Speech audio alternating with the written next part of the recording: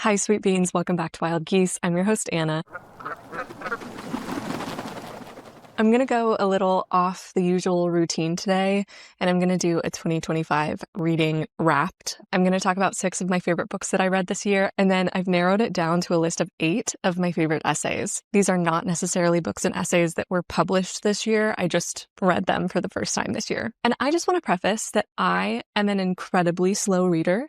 I think if it weren't for that, I probably would have started a BookTube account a long time ago, but I just cannot keep up with the pace that most of the book influencers that I see are keeping up with. Like, they're reading hundreds of books in a year, 20 books a month. I have never been able to do something like that. I remember being in like 4th grade and trying to read Gulliver's Travel. It was like the whole class reading one chapter on their own, but at the same time. And I remember everyone around me finishing so much faster than me and me just kind of deciding to pretend that I had read the whole chapter. I remember in elementary school feeling like I was just bad at reading. And like my favorite day of the week was the day that we went to the library, but I loved that because the librarian was like reading a book to us. So I've just decided in my adult life to embrace the fact that I'm a slow reader. I am not going to read as much as other people, and that's okay. I've read far more essays this year, but I typically only read 1 or 2 books a month. And I still have 6 books on my list because I really genuinely enjoyed these books. All that to say, I don't have quite a wide pool of books that I read this year to compare these books to, but I have gotten to the point where I understand when I pick up a book at the library or a bookshop, I understand usually what I'm going to enjoy and what I'm not going to enjoy. That's not 100% foolproof. I've definitely read some duds this year, but even though I don't read that many books, I typically tend to enjoy the ones that I do pick up, and I'm pretty good at giving up on books. So we're obviously going to be talking about reading today, but another great thing to take you through winter is crafting. That's why I'm happy to say that today's episode is sponsored by Craftsy. Craftsy is your online resource for all things creative. I know I've definitely been in need of a space to unplug and slow down. The holiday season can be so chaotic, but Craftsy has been a great place to do that while also making handmade gifts for my loved ones. I won't show those projects and ruin the surprise, but they definitely made use out of what I learned earlier this year in Stacy Chalk's Kawaii Amigurumi class. And of course, Craftsy is always creating new classes to keep you coming back for more and help you stay inspired. So I also took Stephanie Capel's Let's Decorate Gingerbread House class, and I plan to come home for the holidays and use what I learned to get all of my family members together and make a gingerbread house. I always walk away from Craftsy feeling really satisfied that I know how to make something one of a kind with my own 2 hands. The first 1,000 people watching this video to use my link in the episode description will get a full year of premium membership to Craftsy for only $1.49. Offer valid for new members only. Happy crafting. I'm making this episode because it's fun for me and hopefully for you, but when it comes to taking reading recommendations from other people, I've always had a better experience when I read some part of the book before I commit to it versus just taking the recommendations that I see online or looking at book reviews. I feel like book reviews can be so personal and misleading, and half the time people are writing from a place of just like deeply misunderstanding what the author was trying to say. And I think looking at too many reviews before you commit to a book can really taint your experience with the book. Like if I see one just scathing review of a book before I've read it, it's then hard for me to know if my experience with the book would have been different if I didn't have the context of the scathing review, you know? Also, I think there's something to be said for reading a book at the right time. Like some of the books that I didn't like this year, and I'm not going to talk about the books that I didn't like this year because I don't find it to be interesting, but also because some of the books I didn't like this year, I don't think I didn't like them because it was bad writing or anything like that. Some of them I'm like, I think I'm just not at the right place in my life for this to really hit. And then other ones like The Wedding People, I didn't put The Wedding People on this list, but I do remember really enjoying The Wedding People. And I don't think that if I would have read it at a different time, it would have hit in the same way, because it's basically like a story of a woman who's going through a divorce and kind of finding herself. And when I read that book, it was around the same time that I put out the Decentering Men episode. And I was just like very much in the headspace of how do we as women create a full personhood that's not so tied to our relationship with men. And that book explores those concepts through fiction. But I just know there are other times in my life when I would have read that book and been like, okay, and Sorry, I just realized that my little microphone has been banging up against the pendant this whole time, so sorry if you've been hearing that. So I want to take you through these books, tell you what they are, why I liked them, but also read some of the parts of the books that convinced me to read the books, or parts of the books that I put into my digital garden as I was reading them because they really struck me, without spoiling anything, of course. And I realized after compiling this list that all of these books are fiction. This year I was definitely more focused on fiction novels and literature because I felt like I was getting my fix of nonfiction through essays, podcasts, that sort of thing. And I honestly firmly believe that engaging with fiction literature is almost always more helpful than self-help books are. It's like that quote from James Baldwin where he's talking about how you think that you're so alone in the world, and then you read literature from hundreds of years ago and you realize that other people have always felt this way, and you're actually quite connected to humanity, and you don't always have to fix yourself. This is just the human condition. I do want to read more theory in 2026, though. I feel like I only read a few theory books this year, and essays just can't always quite get the same depth and scratch that itch in the same way that a book could. So with all that being said, here's my beautiful stack of books that we're going to be pulling from today, plus one imaginary book on top that I read on an e-reader. And that book, the first book on our list, is The Book of Longings by Sue Monk Kidd. This is a historical fiction about a woman named Anna, who was a passionate writer going against her family's wishes and the cultural expectations of the time to write narrative about neglected and silenced women. She also happens to be the fictional wife of Jesus. Before you scroll away, you do not have to be Christian to read this book. This book is not going to try to evangelize you into the Christian religion.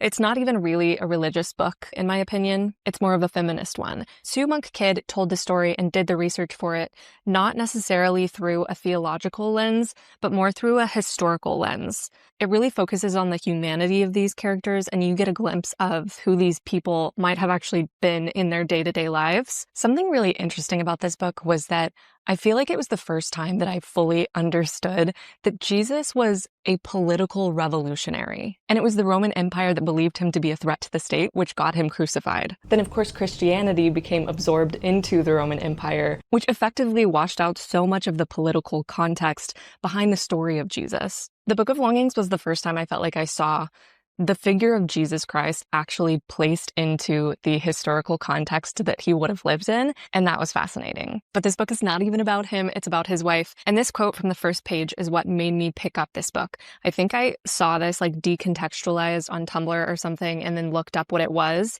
And I think if I would have heard what I just said to you before I saw this quote, I would be like, I don't know if I want to read that book. I don't know if I want to read a fictionalized version of anything that has to do with Jesus. I don't know. But I swear I read this quote and immediately bought the book. So this is the very first page. It says, "All my life, longings lived inside me, rising up like nocturnes to wail and sing through the night. That my husband bent his heart to mine on our thin straw mat and listened was the kindness I most loved in him. What he heard was my life, begging to be born." What he heard was my life begging to be born? Are you kidding me? Put it in my hands. Let me read it immediately. And I did. I read it immediately and I loved it so much. Another snippet that I put in my digital garden while I was reading this book was a part where Anna receives this incantation bowl where she can write a prayer that she can continue returning to. So she writes, "Bless the largeness inside me, no matter how I fear it. Bless my reed pens and my inks. Bless the words I write. May they be beautiful in your sight. May they be visible to eyes not yet born. When I am dust, sing these words over my bones. She was a voice."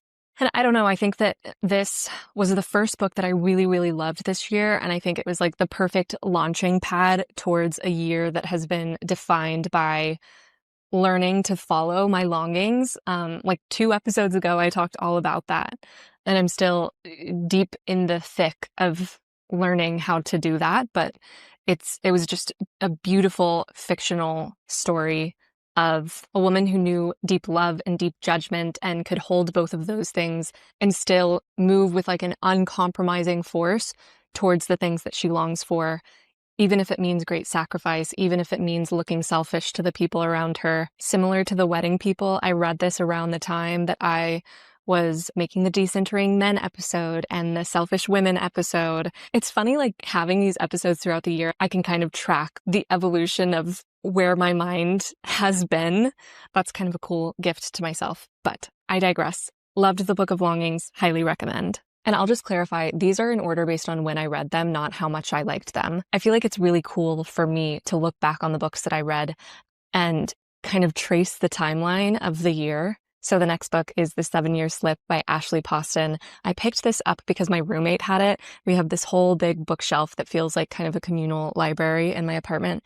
And I don't know if I would have picked this up from a bookstore. I'm so skeptical of romance novels, and it's like very insane to look back on how my taste has evolved over the years, because I remember there was a point in my life when I wouldn't read a book unless there was romance in it. And now I definitely love a romance plot, but I feel just so, I don't know, jaded with romance novels because so many of them are just about two people being incredibly toxic, and that's just simply not romantic to me. Some part of me does kind of wish that I could turn off my critical thinking skills about this just a little bit to enjoy the romance genre like I used to. It's like either super toxic or just horribly written, and I do actually think that chemistry and banter is a hard thing to write. It's not often done in a way that's enjoyable to me, but The 7-Year Slip was an exception to this rule. This is a romance novel with a little bit of magical realism because our main character moves into her late aunt's apartment. And when she moves in, she is confronted with a man who says that he's actually living there for the summer. I think it's for the summer. It's been a while since I've read this book, but he claims that he's renting the place from her aunt while her aunt is away on vacation. And she's like, my aunt is dead. What are you talking about? Why are you in her apartment? And it turns out that he is 7 years in the past and she's 7 years in the future. So you've got a little bit of time traveling going on. You've got a little bit of forced proximity. So much of this was just cozy and lighthearted and fun, but it also surprised me with how it dealt with grief. And the author actually has a reader's guide in the back that I'm going to read a little bit of. She says, every book is a time capsule. Who I am right now, as I'm writing this 6 months before The 7-Year Slip finds its way onto shelves, isn't the person I'm going to be when you read this. Books are like a magical apartment in that way, capturing a singular point in time when an author writes a book that maybe someday a future you will visit and read. Who I was at the beginning of writing this book isn't the person I ended up being at the end. I look back on those earlier drafts and it does feel a little like glancing through a window back at the person you knew intimately, how they take their breakfast in their favorite restaurant spots and the worst day of their life, already knowing what'll come next. Grief is a weird thing. It can be a monster on your shoulder. It can be a friend sitting with you at the table. It can be a memory and a smell, the soft, delicate notes of floral perfume. Grief can find you in the middle of the night as you roll over to go back to sleep. It can even find you in your dreams. And grief, what it looks like, how it whispers, how you respond, is different for everyone. When I look back on the first draft of The 7-Year Slip, trying to pinpoint the exact shade of grief Clementine felt for her late aunt, I could see that I was close, but it was the sort of feeling, the sort of life experience I had to imagine. She goes on to talk about how, in the middle of writing this book, she went through a massive loss and what the experience was like to go back in and edit a book that she largely wrote before the loss happened. And I think I could feel that depth as I was reading this book. Because I'm so skeptical of romance novels, I do remember when I first started reading, kind of rolling my eyes at some things, thinking certain things were cheesy. But when I allowed myself to fully buy in, by the end of it, I was crying my eyes out. So, loved The 7-Year Slip. Okay, the next book is a total departure vibe-wise from The 7-Year Slip. It is Slaughterhouse Five by Vonnegut. I picked this up because Rain Fisher Kwan, who I have routinely quoted on this podcast, she is a writer that I really enjoy, and she talks about Vonnegut all the time. So I was like, all right, I guess I got to read Vonnegut. I think that's another great way to find your next read, is to pay attention to what your favorite authors are reading. And this one definitely did not disappoint. This is a classic. It is kind of like a blend of science fiction, satire. There are parts that are very funny, and also it's semi-autobiographical.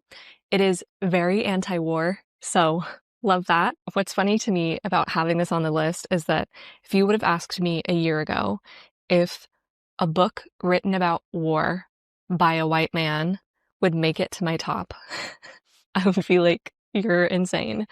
But it's just so undeniably well written. It deals with a main character, Billy Pilgrim, who after World War II becomes quote unquote unstuck in time. And it's basically him going through PTSD. But there's a part of this book that has stuck with me since I read it as just being absolutely masterful writing. At one point, Billy gets put into this train car filled to the brim with other people, with obviously horrible conditions, not enough room to even lie down, people getting sick and dying around him. And there's a person who Kurt Vonnegut is referring to as a hobo who keeps just saying, "You think this is bad? This ain't bad," like over and over again. It's kind of his mantra, until finally it says, "On the 8th day, the 40-year-old hobo said to Billy, 'This ain't bad. I can be comfortable anywhere.' 'You can?' said Billy. On the 9th day, the hobo died, so it goes. His last words were, 'You think this is bad? This ain't bad.'" And I think that in particular stuck with me because it's such a quick moment, but Kurt highlights the absolute tragedy of a survival mechanism that requires you to deny your own pain, a system, a war machine that requires that of you. And he does it without going on a moral diatribe. He bakes it into the dialogue, and that's something that I feel like is a little bit of a lost art in books, but also especially in things like movies and TV. 9 times out of 10, I feel like we are being spoon-fed the moral of the story, and it's like banging you over the head with it. So I just think not only is this a great book, but I also think Kurt Vonnegut's work is just a great thing to study if you are a writer, because it's just fantastic writing. The next book is Martyr by Kaveh Akbar. I picked this book honestly knowing nothing about it. I had seen it everywhere, but when I picked it up in the bookstore, I knew nothing about the story, and I just read the first page, and that was enough to sell me on it completely. So I'm just going to read the first couple sentences. It says, "Maybe it was that Cyrus had done the wrong drugs in the right order or the right drugs in the wrong order. But when God finally spoke back to him after 27 years of silence, what Cyrus wanted more than anything else was a do-over. Clarification. Lying on his mattress that smelled like piss and Febreze and his bedroom that smelled like piss and Febreze, Cyrus stared up at the room's single light bulb, willing it to blink again, willing God to confirm that the bulb's flicker had been a divine action and not just the old apartment's trashy wiring." So Kaveh is a poet, and I could tell from the first few sentences, to me there's like a rhythm to it that's kind of intoxicating. This novel follows Cyrus, who is a queer Iranian-American who has lost both of his parents. His mother died when he was a baby on Iran Air Flight 655, which was a passenger plane that was shot down by a US air missile during the Iran-Iraq War. He's newly sober and depressed, and he becomes kind of obsessed with this idea of martyrdom. I listened to an interview with Kaveh Akbar after reading this book because sometimes after reading a great book, I just become obsessed with the author's thought process behind it. And he said, "I wanted to give the texture of individual narrative to a collective grief," which I think just beautifully encapsulates what he did in this book. There are so many quotes from this book that I put in my digital garden and pieces that felt like they could be a poem in and of themselves. So I just want to read this little passage. It says, "The performance of certainty seemed to be at the root of so much grief. Everyone in America seems to be afraid and hurting and angry, starving for a fight they could win. And more than that even, they seemed certain their natural state was to be happy, contented, and rich. The genesis of everyone's pain had to be external. Such was their certainty. And so legislators legislated, building border walls, barring citizens of there from entering here. The pain we feel comes from them, not ourselves," said the banners. And people cheered, certain of all the certainty. But the next day they'd wake up and find that what hurt in them still hurt.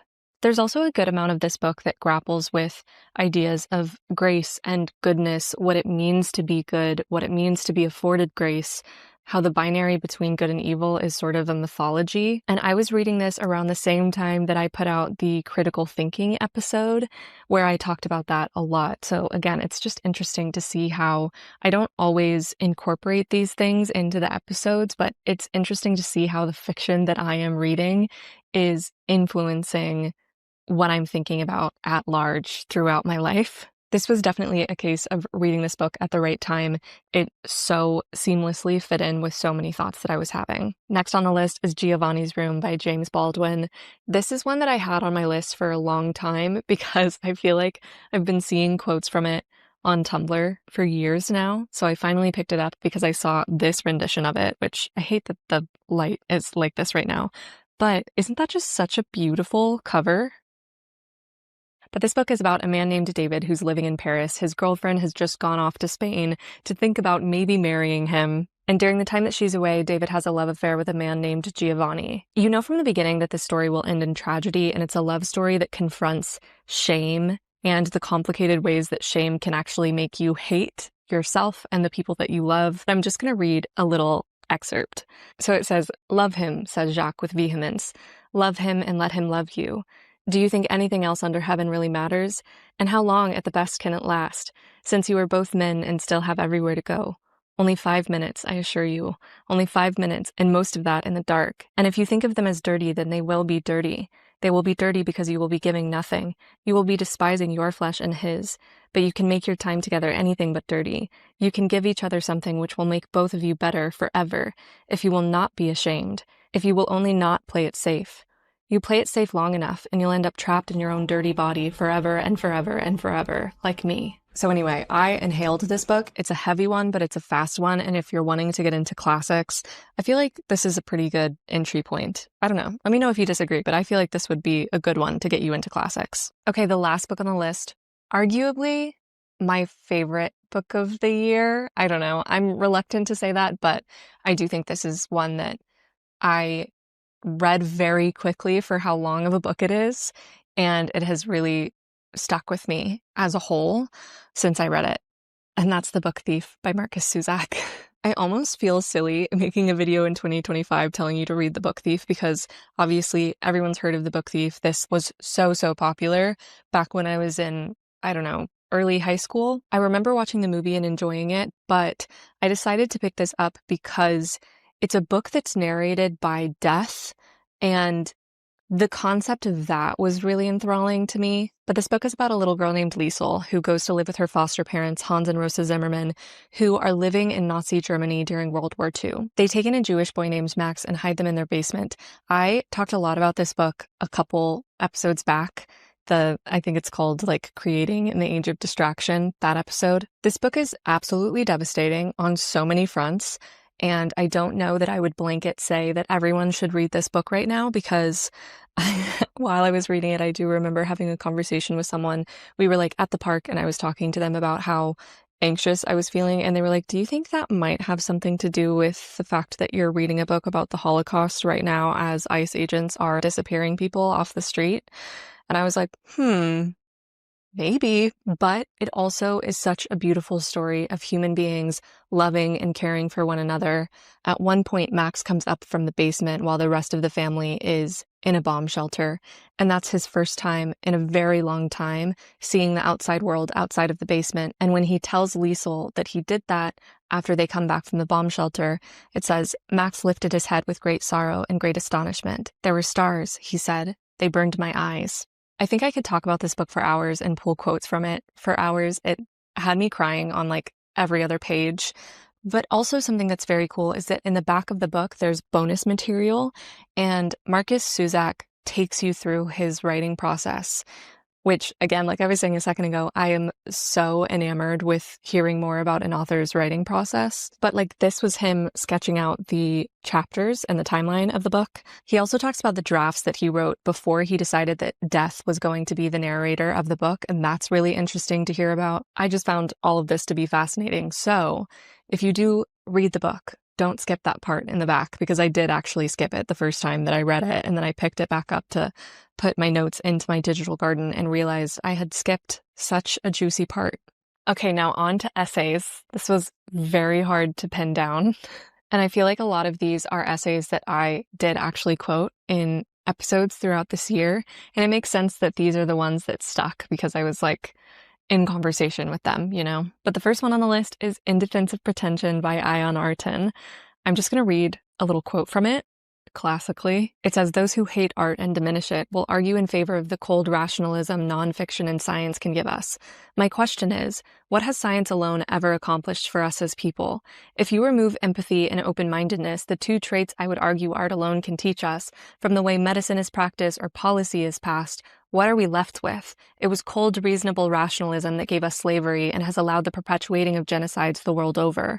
The removal of humanness from our thinking has resulted in the acceptance of xenophobia. It was cold, selective rationalism that allowed Europeans to experiment on African patients. Art is the curing of callousness. We have doctors who heal our bodies, psychiatrists who are tasked with healing our minds. It is information, books, paintings, films that can heal our souls. And I quoted this in the Convenience Culture is Killing Our Creative Impulses episode. And I would also recommend pairing this essay with the video essay that Dr. Fatima put out called Should Scientists and Engineers Run Society? You know, if you want to get that relational memory flowing. The second essay is by Jamila Bradley. It's called Fake Fairness is Killing Our Relationships, and it's everywhere. This essay introduces new ways of talking about dynamics that come up in our relationships, and it really changed the way that I think about relationships. I have a whole episode about this called like Rethinking Romantic Relationships or something like that. I'll have all of the episodes that I'm talking about that are related to these essays linked in the episode description along with the essay itself. The next one I have on my list is Erotic Decisions by Muse Guided. This one I feel like rocked Substack's world when it came out. At least it did for me. But here's a little part of it. It says, before language, before identity, there is yearning. The infant cries not only for sustenance, but for touch, for warmth, for presence. In that primal reaching, there is already a choice, not a rational one, but a visceral alignment with life, with connection, with being with rather than apart. And if you've been following Wild Geese for a while, you may have picked up on the fact that my mind has been kind of locked on desire and yearning and following those things. Something that Muse Guided talks about in this essay is making decisions that will align with your aliveness, even if it means offending your ego, your upbringing, your paycheck. So this essay is kind of reminding me of the Book of Longing a little bit. Again, if you want to consume any of this in relation to each other. The next one is On Agency by Henrik Carlson. I've been loving a lot of what Henrik Carlson has been putting out there lately. I like the questions that he's asking. I like the time he takes to answer those questions. I did quote this essay in my episode, How Life Changes When You Realize the Rules Are Made Up, but here's just a little excerpt. It says, agency is often framed as a hard-edged, type A aggressive approach. But over the last year, as I've been thinking about writing this essay, I've talked to a lot of highly agentic people, and I've read biographies about and interviews with people whose agency I admire. And hard-edged does not fit what I've seen. Often, agency is almost gentle, an attunement to the world and the self, a feeling out of the details of reality and finding the path of least resistance.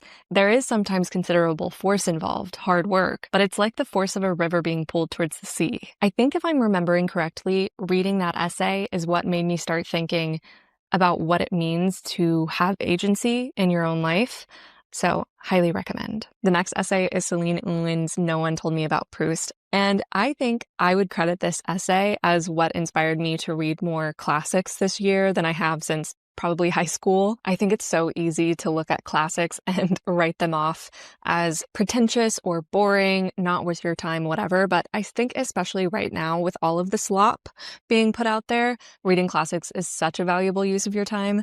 But Celine says, snobbery didn't motivate me, passion did.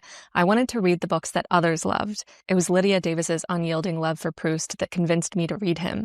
Reading In Search of Lost Time, I realized that Proust described certain experiences, being conscious, perceiving reality, observing the world, encountering other people, with a kind of trembling, vital energy I had never experienced before. Every page was rich with sensations and ideas, and every hour I spent reading the novel seemed to overflow with things to savor because, as Proust wrote in Volume 7, Finding Time Again, an hour is not just an hour, it is a vessel full of perfumes, sounds, plans, and atmospheres. And the novel was funny, it was gossipy and scandalous and depraved. It was like reality TV, but better because when I put the novel down, I felt that my understanding of human nature wasn't flattened out and sensationalized. Instead, I saw how complex, contradictory, and fascinating people could be. I still haven't specifically read Proust, but that sentiment stuck with me and motivated me to read more classics, and I'm very glad that I did. The next essay is called The Crane Wife by C.J. Hauser. This essay follows C.J. right after she calls off her engagement and goes on a scientific expedition to study whooping cranes. She's not a scientist, she's a writer, but she's trying to write a novel about biologists who are studying birds, and she realized she has no idea what that actually looks like. So this whole essay is her reflecting on her relationship that just ended and facing the disgust she had for her own desires, how it made her feel like a needy person to have them. And as she's studying the cranes, she finds a copy of The Crane Wife, which is an old story from Japanese folklore. And it says, in this story, there is a crane who tricks a man into thinking she is a woman so she can marry him. She loves him, but knows that he will not love her if she is a crane. So she spends every night plucking out all of her feathers with her beak. She hopes that he will not see what she really is, a bird who must be cared for, a bird capable of flight, a creature with creature needs. Every morning the crane wife is exhausted, but she is a woman again. To keep becoming a woman is so much self-erasing work. She never sleeps. She plucks out all of her feathers one by one. And basically, this essay is her realizing that in her past relationship, that was the role that she was playing. I just thought this was beautiful, and it stuck with me all year. The next essay is called Democracy Was Founded on the Legal Suppression of Grief and Why Politics Without Art is Death by Ellie Robbins. And basically, she goes from talking about how in Athens, when we're like first looking at the start of democracy, there were questions of like, how do we get a whole population of people to make decisions that have moral implications together? How do we loop citizens into the process when they're largely illiterate? And they decided to do this through theater. You can see why I would be interested in this essay as a person with a drama degree. And Ellie says, we can see that in the Athenian experiment in democracy that paved the way for our current political system, art wasn't just an afterthought, a nice to have. Let's maybe throw some funding that way when we're done buying weapons. It was inextricably part of the democratic process. It was known that a city-state guided by the popular will could only hope to function if the popular will was swimming at all times in humanity's highest achievement and expression, art. But then she goes on to talk about how in order to establish the democratic process in the first place, they outlawed lament. It says lament was a ritual carried out at funerals and following deaths by women only. It was a wild song, the voice of rending grief, often featuring ululation and other primal sounds. So while this was an incredibly cathartic ritual, it was also seen as incredibly disruptive. I just found this essay to be full of a really fascinating context to look at democracy in a different way. So again, highly recommend. And then the last one on the list is one that I read just a few days ago by Emily Rapp Black called Write for Your Life. Content warning for child loss for this one. She is writing about how the experience of giving birth to a child that was given a diagnosis that meant that he would not live very long made her the writer that she is. I'm not going to pull a quote from it because I feel like pulling out one little piece of this woman's story would almost feel like an injustice to it. But this essay was heartbreaking and hopeful and full of life all at the same time. I feel like looking back on my favorite reads of the year, some like through lines were definitely desire and grief. A lot of my favorites were really heavily grappling with grief. And I know that subject matter can freak people out. So if you decide to engage with any of this material, just take care of yourself. My taste can be kind of intense. But that was all I have for you today. And I had a lot of fun making this. If y'all want to see more like bookish reading content, I mean, obviously in my normal episodes, I'm like pulling quotes from a bunch of essays and that type of thing. But if you want more specific like booky content, let me know because I did have a good time making this. All right. I will see you in 2 weeks. Bye.